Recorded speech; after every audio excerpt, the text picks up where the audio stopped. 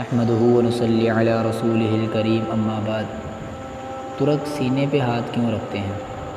ذکر محبوب پر چہرہ سرخ کیوں ہو جاتا ہے؟ ترکیوں کی پرانی اور بہت پیاری عادت ہے کہ وہ جب بھی رسول کریم صلی اللہ علیہ وآلہ وسلم کا مبارک نام سنتے ہیں تو اپنے ہاتھ دل پر رکھتے ہیں۔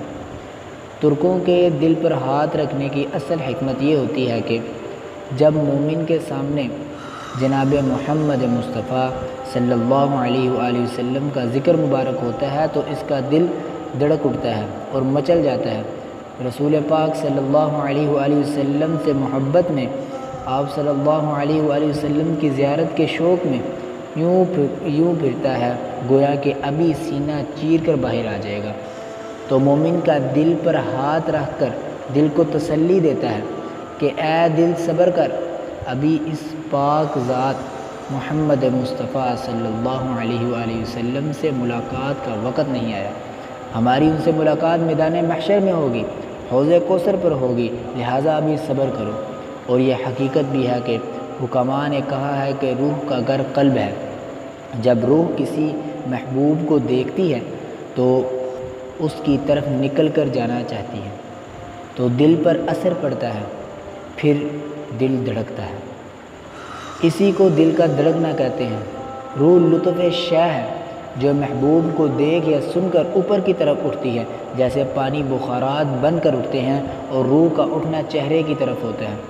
اسی وجہ سے محبوب کو دیکھ کر یا محبوب کا ذکر سن کر چہرہ سرخ ہو جاتا ہے، اور اگر روح خوف محسوس کرے تو چہرہ سیاہ یا پیلا پڑ جاتا ہے۔ اسی وجہ سے بھی یہی ہے کہ روح کا مسکن قلب ہے۔ ناپسندیدہ شے دیکھ کر خود سے روح اپنے گھر میں سمٹ جاتی ہے، جیسے انسان خوف سے سمٹ کر دیوار سے لگ جاتا ہے، یوں ساری روح نچڑ کر دل میں چلی جاتی ہے اور چہرہ بے رونق ہو جاتا ہے۔ حضور سید عالم صلی اللہ علیہ وآلہ وسلم کا ذکر پر تو روح سرشار ہو جاتی ہے۔ اسی وجہ سے ترکی سینے پر ہاتھ رکھتے ہیں۔ تو حضور اقدس صلی اللہ علیہ وآلہ وسلم کا ذکر دل پر دھڑکے تو ترکی اسے تسلی دینے کے لیے اپنے دل کو تسلی دیتے ہیں اور تھپکی مارتے ہیں۔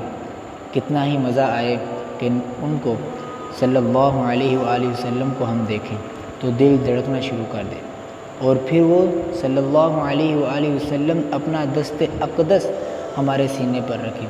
کیا ہی بہترین لوگ تھے، وہ کتنا ہی باکمال انداز تھا ان کا کہ وہ نبی کریم صلی اللہ علیہ وآلہ وسلم کی محبت میں مستغرق ہے۔ اللہ تعالی ہمیں بھی جناب محمد مصطفیٰ صلی اللہ علیہ وآلہ وسلم کا عشق اور ادب عطا فرمائے۔ وما علینا الا البلاغ۔